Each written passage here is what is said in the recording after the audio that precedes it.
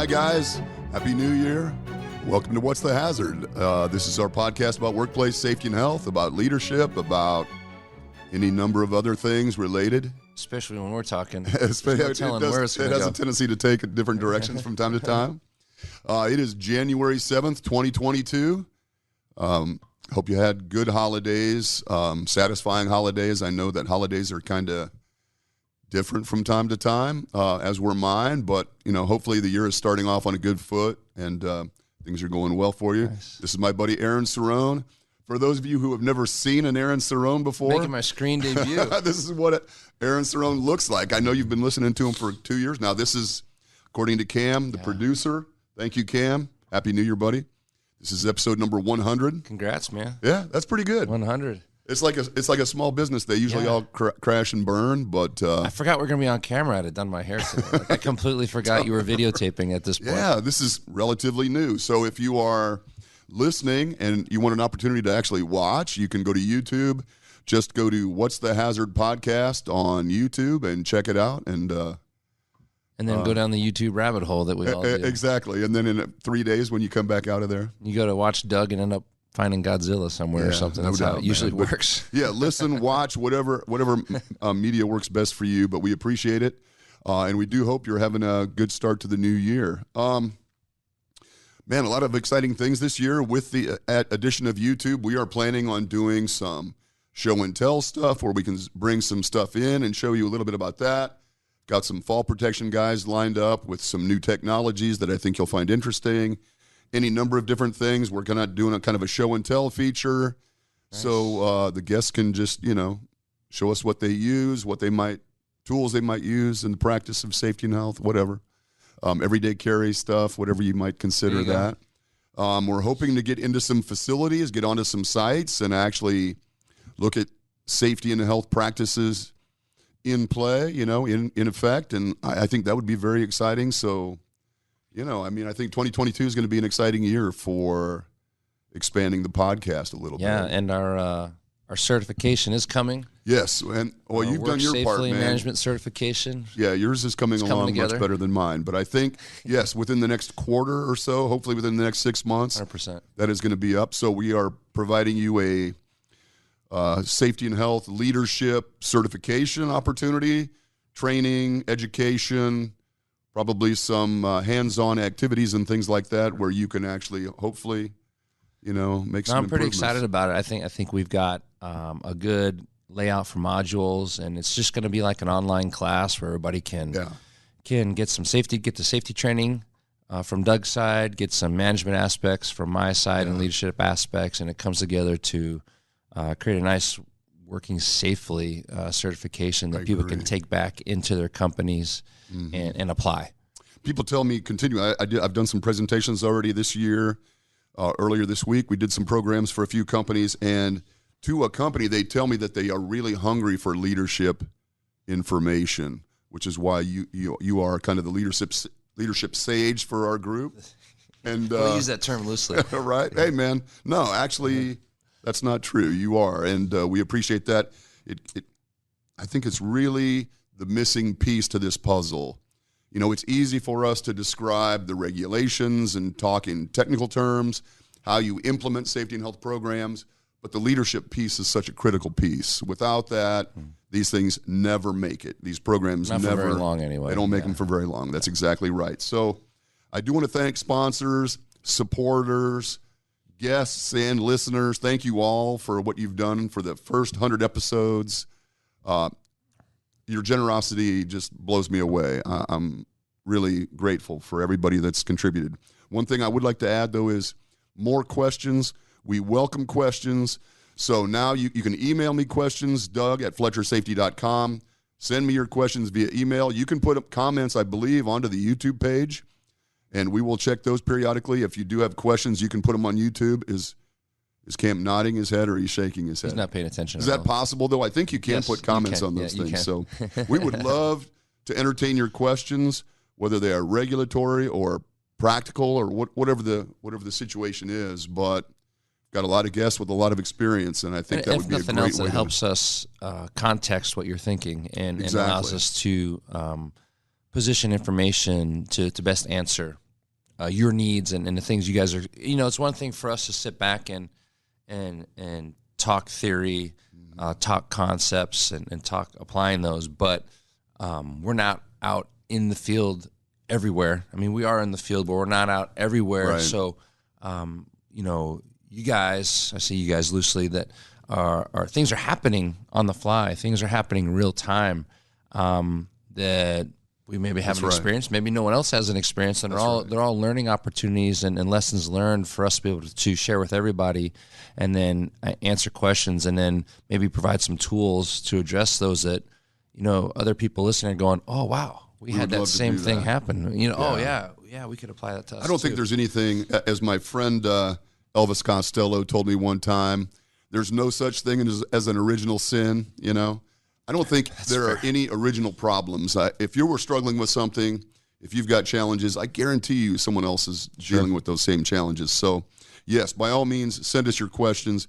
We would love to go down that path. The only current event news that I want to share is that today is January 7th, and the Supreme Court of the United States of America is hearing arguments today about OSHA's emergency temporary standard for vaccinations, testing, and masking. Those arguments are being heard today. And as it is currently scheduled, this ETS is on. It's a go. The Supreme Court didn't put a stay on it until they heard the arguments. It is a go. So as of Monday, January 10th, you will have to have, if you have 100 or more employees in your organization, you have to have your program in place for vaccinations, testing, and masking. And by February 9th, I believe is the date, you have to have your testing program and protocol in place and be doing your every 7-day testing of the unvaccinated employees in your workplace. So this is a big deal, man. I don't know that in my lifetime or my safety career, the Supreme Court has ruled on any OSHA stuff. It's monumental when you think about it. It is monumental. And it's the government, whether you want a conspiracy theory or not, we talk about this all the time. To what extent do you want the government being involved in business? The beauty of the free market and the open market is that it's not supposed to be messed with. That's why it works so well. Right. But we also acknowledge there is a place for OSHA. Absolutely. Right. But to what extent is that place? And I think COVID aside, this case has bigger implications as far as the future of OSHA and the extent to which it will have influence. And I agree with that, Aaron. I think you're right, man. This is a big deal. And then how do you manage that? Oh, my gosh. How do you manage? Does this fall under the safety program? Is this an HR thing? Like, where does this fall in a company as far as who's going to monitor this vaccination program? Who's going to monitor this now new COVID program? Oh, I know. I mean, is that a safety issue? I could rationalize how that's a safety issue. I could also see how that's an HR thing. Yeah, I could also see how, man, we might need to set up a whole new department for this. Well, yeah, absolutely. That's a good point. That's an interesting point.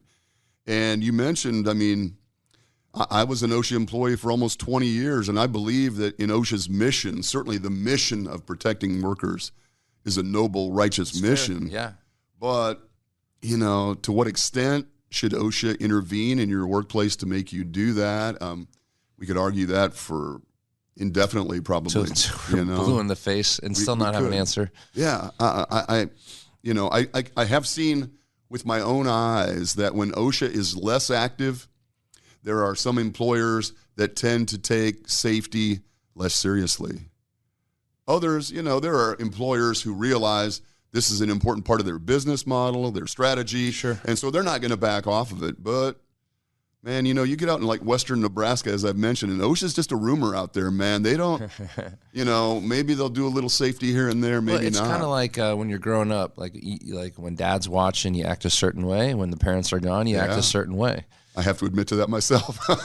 Yeah, right, absolutely. Wrong, or indifferent. It just is. I know. And at that point, you have not realized that these things are in your best interest. You are getting away with something, and man, that is the case in some situations when OSHA is less active from an enforcement standpoint. I would imagine, I would hope that a lot of businesses, especially the larger companies, this is really going to affect the larger companies. Right. Yes. The most are probably watching this like a hawk. I always find it funny they're listening to arguments. It's not a discussion; it's an argument, right? It's like, can't we just have a discussion about it? No, we're arguing. But so for those of you who this affects, you need to be paying close attention. Hopefully you've already got your programs in place, because when this hits Monday, it hits. You're a bit late. You're going to be late. Yeah, so if you need more information, the two resources that I use, Baird Home, law firm here in town, Randy Stevenson, good friend of mine, probably the best labor law attorney in the area. They publish a really nice website, or at least a posting on their website about all of this ETS COVID stuff. As does Eric Kahn out in D.C., Kahn, Maciel, Carey, another law firm that really pays close attention to this and publishes a lot of really useful information. So check out Baird Home, check out Kahn, Maciel, stay on top of it, and, good luck, because it's a real challenge. Sure, and here's what I would say from the management leadership side of it is, this is going to be a big change for a lot of people. And if you just take this and just slap it on and it comes across to the employees like this is something we have to do, we don't want to do it, we're mandated to do it, which, okay, may be true, but you have to be very careful to explain why this is happening. Try to find the silver lining in why the government or why OSHA thinks we need to do this, because regardless whether you agree with it or not, you still need buy-in from the employees to make this thing work, because it'll be a disaster otherwise. You need them to support it. You need them to buy into it. You need them to willingly participate, not begrudgingly participate, because then they will find ways to get around it, and then you're going to have a bigger mess on your hands when OSHA does come in and swing the stick. That's a good point. So, find the silver lining as the safety professional, as a leader and the manager. Okay, great. We don't like this. We acknowledge that. We don't agree with it. That's fine. We acknowledge that. But the fact is we have to do it. So let's find a way to explain it to everybody. So, okay, why is this a good thing? Why we think it's important, and why we should do this wholeheartedly, and execute it with the effort that it needs and maybe deserves. It's going to require, and it's going to require everybody to get on board to be able to pull this off. Because for a lot of companies, this is going to be a major undertaking. Major. I mean, to test everybody every seven some odd days and have masking requirements, and who's going to provide that stuff, and the additional expenses that a company's going to have to incur, and the staff they're going to have to dedicate to it. This is not going to be an easy thing for some companies. Some companies could probably get away with one person handling it, or making an additional duty for HR or the safety person, which is fine. Yeah. But as a safety professional, hey, are you bracing for impact? Are you going to be able to handle this additional duty? What's going to fall off potentially when you're now focused on doing all this COVID stuff? That's a really good point. Okay, if you're doing your daily walkthroughs like we always talk, and you're on boots on the ground and talking to people, hey, when you say yes to something, you're saying no to something else. It's not going to suffer. So where's the time going to suffer? Wow. And how are you going to manage this? I hadn't even thought of that, man, but you're absolutely right, because it's going to be a very time-consuming, especially initially. Yeah. When you're getting it set up and you're going through those growing pains of figuring out how to do it. Because as much as OSHA and the government says, okay, we have to do this, they're not saying how. They're not telling anybody how to do it. No, they shy away from that. They just tell you figure it out. Figure it out. And, you said something about, find the silver lining in this. And I know that's going to be challenging for a lot of folks. But one thing that we usually turn to when we talk about working safely is the impact on the family. If, you come to work every day and you get hurt, what impact does that have on your family? And maybe you can spin that with this too. We're trying to make sure that in the work environment, you're protected from exposures. You're not going to get the COVID. You're not going to bring this home to your family, possibly. I don't know if that has legs, but it might be worth a try, possibly. Well, and then one thing to consider, too, is with every program, there's gray areas and loopholes. And I know for a fact there are companies in town that, in the spirit of doing the right thing for their employees would say, hey, if you come down with COVID, we want you to quarantine. You'll get paid leave while you're dealing with COVID. Well, what do you naturally think happens? Everybody's got COVID. People are testing left and right multiple times so they can sit at home and get paid. Right. So I'm not saying everybody's devious like that, but there will be people like that. There are. It's just like workman's comp. There are people that take advantage of workman's comp situations. So as much as the safety person is there to keep everybody safe, they're also there to make sure that it's not being taken advantage of and applied incorrectly. So, there's those aspects as well. That's a huge challenge as well, man. Because unfortunately, with all of the other elements and pieces of this safety puzzle, you have to deal with that as well. Like the fraudulent claims. And that's a tough leadership thing because, do you fire somebody because they claim COVID too many times? Do you call bullshit on somebody like you've had COVID 7 times in the last 2 months? Right. Come on, man. Yeah. Because now what do you look like? Oh, yeah. Well, and I think that probably puts you in somewhat of an awkward position legally. And, So, and from a leadership perspective, it's like, oh, now you don't care about your people? Yeah. Well, okay, I get it, right? So that's what I'm saying is this is not just going to be a hey, just let's slap it on and go type of a program. Like this is affecting a lot of people in a lot of different ways, and to the point where now you're going to be intimately involved with your employees on a level you never were before. Yeah, really, it will require a lot of.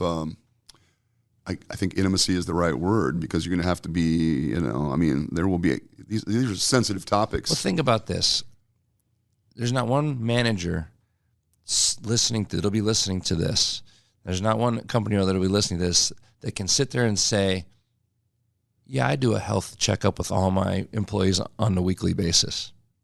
Yeah, that's true. Not a one. No. Not a one. You probably couldn't even tell me last time your employee had a checkup at the doctor, let alone did you mandate all your employees get a yearly checkup.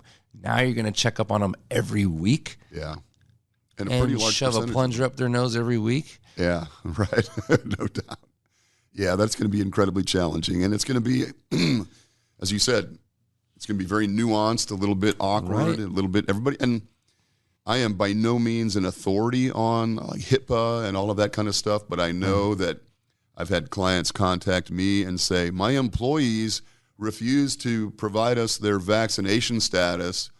They think it's a HIPAA violation, that we have no business knowing those kind of things. And that's typically not the position OSHA has taken with regard to this. Sure. And I don't think that's what the ETS reads. But how do you convince an employee of that you're not overstepping your authority? I don't know the answer to this either. In the past, if you work for me, Doug, and you call in sick, I don't have to tell everybody else what you had or why you're out. That's our confidential discussion. Hey, Doug's going to be out for a little while, and that's it. Doug's sick. That's it. I never had to tell him anything more than that. Nor should I. And you really in some didn't cases. ask usually. You didn't ask. Oh, Doug's out sick. But now is this one of those things like Doug's out, he had COVID, everybody. Who was around Doug? Yeah. I wouldn't say Doug's out, he has herpes. I hope not. You know what I mean? Right. Like, why I wouldn't divulge that? Why do I have to divulge Doug? this all of a sudden? Yeah. Right? Thank you. Who's been around Doug that way? Oh, hopefully no one. But you get my point. It's totally, like I wouldn't. Totally. Yeah, this is sensitive stuff, and it's going to require some. So, as a manager, how do you manage that? How do you manage that information? What do you tell people? What do you hold back? Out of respect for your privacy. Yeah. Do I want to announce what's going on with you? Yes. But at the same time, is OSHA going to say, no, you have to tell everybody? Right. We had an anonymous employee test positive. An anonymous tip. Somebody had COVID in the room, that has COVID, and they're no longer here, and there are 100 of us, and there are only 99 here, so I who's guess got it? Doug, or whatever, right. Man. So, but I guess where does it stop at that point? As a manager, what I would want to know is, okay, I'm at the point now where I have to tell everybody when Doug has COVID. Well, what's next? Yeah. What else should I tell them about Doug? Yeah. Doug's out. He's having marital problems. Doug's out.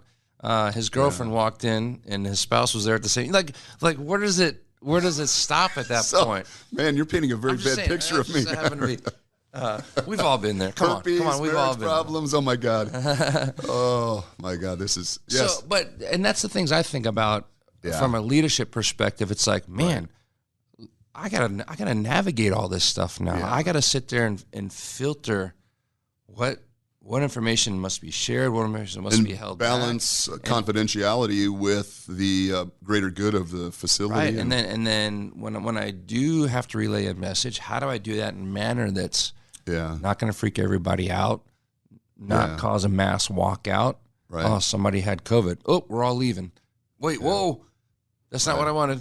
Okay, like now the whole floor's gone because I didn't relay the message properly and panicked everybody, and off they go.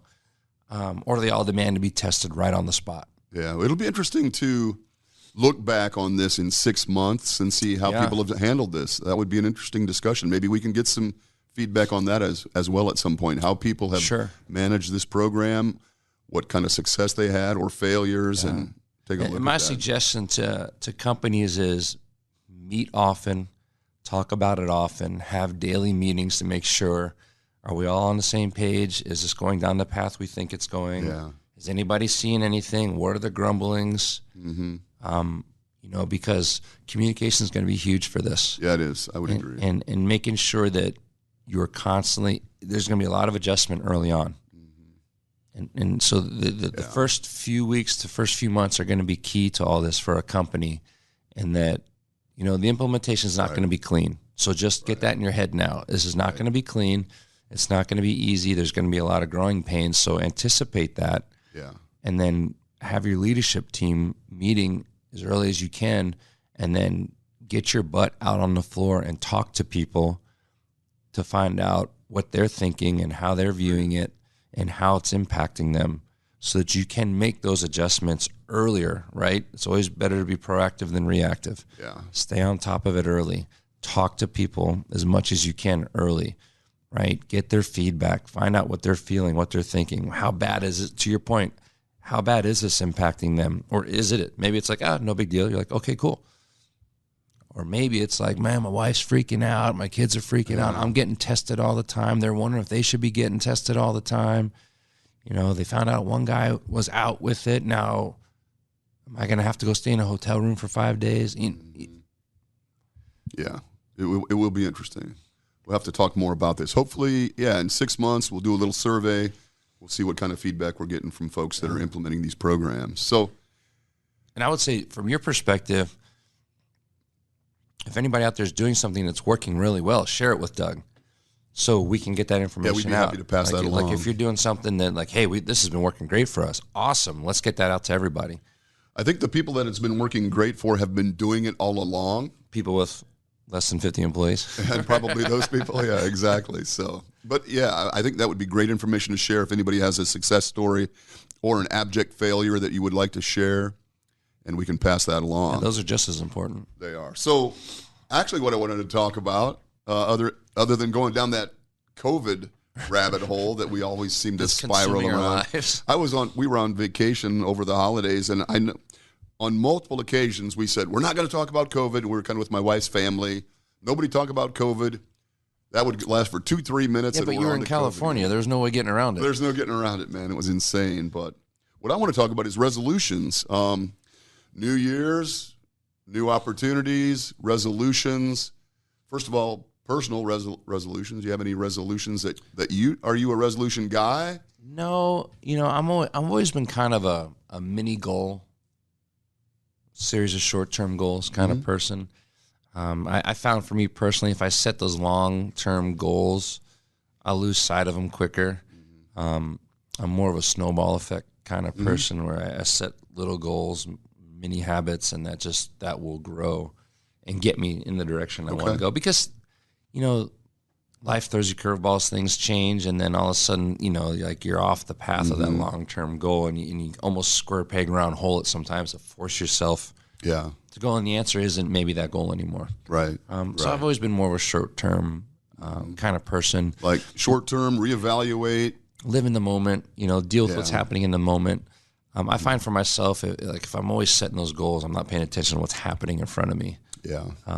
And the shorter term goals helps me do that. That absolutely relates to safety, man. I mean, I think people that are coming into the new year and they are setting goals for their safety programs and, workforce working more safely. And it's a little bit overwhelming. I need to do this, and this. And that can be, it's almost paralyzing. Right. Maybe it would be better to set, short term, maybe a little bit more realistic goals. I think before that too, I think what's more important is reflection. People always want to use the new year as a new beginning, new goals, rather than looking back and deciding what went well, what didn't go well. What do I want to avoid doing again? What do I want to replicate and duplicate? I just did that. One of my very close friends and longtime peers and coaches, we sat down, and it was long overdue. We had a long, tough conversation. To one of those where you're both venting, you're both angry, you're both putting crap out there that you've held on for too long. And to me, that was more of reflecting and going, this is long overdue. I've needed to do this. There are problems that are existing that I haven't addressed because I stopped communicating with this person. So to me, that's more important. You use the new year as an opportunity to look back and say, okay, what did we do well? What didn't we do well? What did I do well? And let's eat some humble pie and say, what didn't I do well? More importantly, and when you acknowledge what you didn't do well, now you can create that new goal and that new resolution. I like that. To rectify that or to avoid doing that again.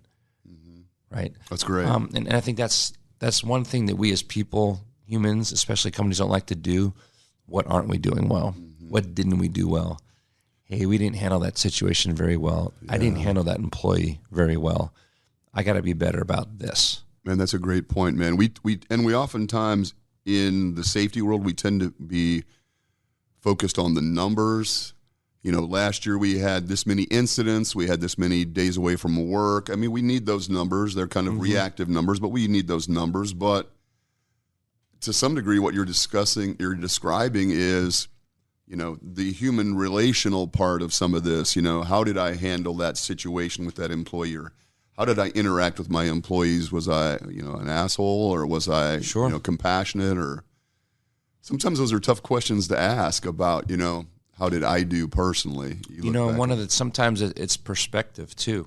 And, one of the things we talked about last night were, some people that left my gym, why did they leave?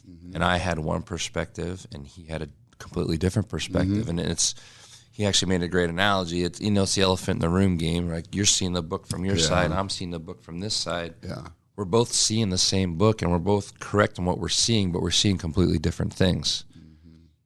Interesting. When you look back, the employee thought one thing, I thought another. I said, go to hell, you're fired. And they're like, and you're both correct. Yeah. But you didn't have the proper discussion to understand that. And when you look back, I'm sure every manager's had that instance where you truly did handle somebody incorrectly, but in your mind, you were right, they were wrong. Sure. So you did handle it correctly, but did you? Yeah. And it's hard for me. One of the things I forced myself to do last night when I was talking with this person was to listen and just let them go and take in as much as I could, because my perspective was different from theirs and the context was different. And right, wrong, or indifferent. Neither of us was more right than the other. Neither of us was more wrong than the other. We were just coming at it from completely different angles. Yeah. And because we hadn't talked about it periodically like we used to, it was one of those things where this person and I used to talk all the time. But life and things change, and a space develops between you and this person, and then you don't realize you're not talking as much. You don't realize that your relationship has drifted until all of a sudden you're like, you're effed up. No, you're effed up. And you're just kind of, and then it takes one of us to go, okay, hold on. Time out. Yeah. We need to sit down over a beer and get back on the same page. Yeah. And it's a tough discussion. Nobody likes to do it. Right. Right. It's like family. Like, who's the first person you always take for granted? It's always family and friends. You don't do it on purpose, But it's that person's always been there for me, so I'm going to assume they're always going to be there. And then all of a sudden, 2 years later, you look around, you're like, where the hell did they go? Because you made assumptions about each other and you drifted. Right. And I promise you there are employers and employees where that's happening to. Yes. You got this kick-ass employee who's always been there, always dedicated, and you just take them for granted, not on purpose, not maliciously, you just naturally do. Then all of a sudden you turn around and they're jaded, pissed off, and leaving. Right. They don't require your attention like the problem children. Correct. And so you just become complacent with that relationship, and all of a sudden they're dissatisfied or they're leaving or they turn in their notice. And you're like, what the hell? Yeah, that's interesting, man. So that brings me to my hypothetical because – my question is about resolutions that companies should be making at the start of the year. I love the reflection. What did we do right? What did we do wrong? But what about I'm a manager, not necessarily even a safety person. I'm a manager of my company, and I know I can do better. What kind of things should I be thinking about? I think communication, as you just described, is key. But what do I do? I know I need to be a better communicator. What should I do? Well, I think the big thing is for any leader, look in the mirror first and ask yourself, okay, am I a better leader manager today than I was a year ago? If the answer is, I don't know, well, okay, there's an answer right there. If the answer is, oh yeah, I'm definitely better, then ask yourself, okay, what's telling me this? Okay, one indicator could be our incident rate is down. One indicator could be that, hey, everybody understands the direction of the safety program and can articulate it to me. I have a great relationship with everybody throughout the company that I can walk the floor and they're openly giving me information, right? But if on the flip side, you're like, am I a better leader than I was? Like, yeah. I go, well, what's telling you? And you can't walk the floor and people are bringing you ideas, or people are happy to see you, right? Or people cringe when you walk in the door. It's kind of like, okay, do you really have the indicators? Right. And then you go from there. It's like, okay, what do I need to fix? I need to eat some humble pie. I need to start having better conversations with people. And I think that's part of the reflection piece, but you got to start with yourself first. And then look at the program. And that's a and then extend out from there. That's a really good point. Look at yourself first. When you're looking at the program and the implementation, the effectiveness of your program, I don't know that I know of many safety professionals, certainly, who look at themselves first. Well, I mean, let's be honest. That's a really big statement. And I'm not immune to this. We're all screwed up. Yeah. We are, all of us, we think our first indication is we're right and everybody else is wrong. And you have to stop yourself sometimes and go, oh, okay, I screwed that up. Okay, I'm getting ahead of myself. I need to shut up and listen to them because I might be wrong. Or if I'm thinking this, they're probably thinking the same thing about me. That's true. Just in general. Yeah. And you know how it goes, man. If it's too good to be true, it probably is. If I'm sitting here thinking the program is great, it's firing all cylinders, it's probably not. Right. I would agree. You know what I mean? No There's question. stuff going on that's probably messed up that I'm just not asking the right question, or I don't know the question to ask. That's a good point, too. I saw something not too long ago, and someone was asked, it was kind of a survey about how do you make your program more effective, and one of the responses was just ask better questions and listen. 100%. And I think that's probably a good resolution. Reflect first. Have an honest reflection. And when I say reflection, don't do it with yourself, but then ask somebody you trust, hey, man, being honest, how did I do this year? And do, what I like to call a 360 peer review. Ask somebody you directly work with, ask your boss, then ask somebody out of your department or organization, hey, man, how do you think I've been doing? And get their honest feedback. You might get 3 different answers, and you might go, wow, I didn't realize I was doing this, or I didn't realize I was bad at this. Or if this person has this impression, the other people probably do. And I would start there, do that self-reflection, do like a 360 peer review, and then branch out from there. But I think one good goal, I think, for everybody, for every leader, is to ask yourself, do you have a great relationship with everybody you interact with? Especially the safety person, because Safety is like HR. It's that department that transcends all areas of the company. Right. Can you go to any job site? Can you walk the floor?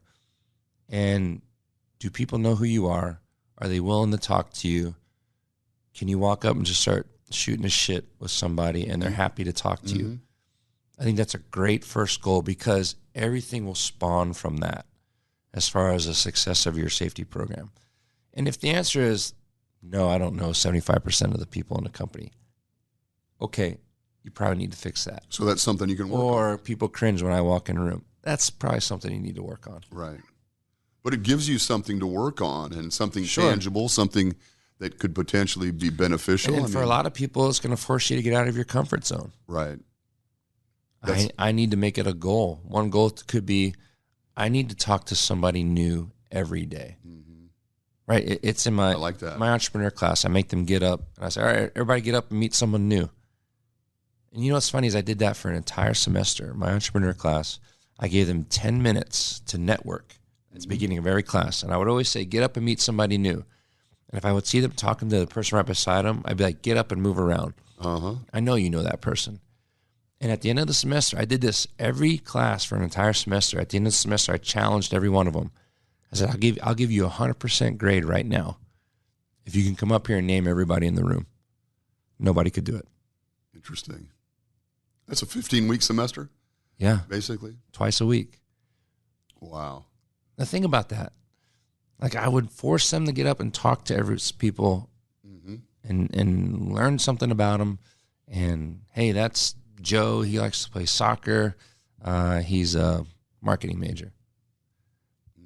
And nobody could do it. Wow. That's interesting. Wow. That's a big deal, man. So did other students get wind of that in future classes? You know what's funny? Was there even an effort made? What's funny is I wanted to kind of spring it on them as part of the final. What I really wanted to do was I wanted to create a final where because if you go into the system, you can see your student roster and then all their pictures are there. Problem is not all the pictures are up to date, but what I wanted to do is I wanted to take those pictures and create a multiple choice test and say, have the picture and say, who is this? And have 4 names, right? I wanted to spring that on them as part of the final. I was discouraged of doing that because, you got to get permission to use their picture and this, that, and the other thing. And I was like, oh, damn it. But I thought, what a cool kind of devious little thing to do to them. It's like, okay, I've been letting you network every day, twice a week for the whole semester. Here's your test. Go. Yeah, if you've been paying attention, it's obvious that I'm interested in you getting out there and meeting them. So, I like that. To pull it back into what we're talking about is, if you're a safety leader, how well do you know people? Make that a goal, right? Because those relationships at the end of the day are going to benefit you tenfold when it comes down to implementing the COVID program. Because now I can walk up and say, hey, Doug, we've been talking about this program. Do you have any concerns? Yeah, well, I got this concern. Yeah, I know you got a daughter that has issues. And so, and you can address it because you already know the person on a level that you can now articulate the why and you can context it to that person. But if you're rolling in the room with a bunch of strangers,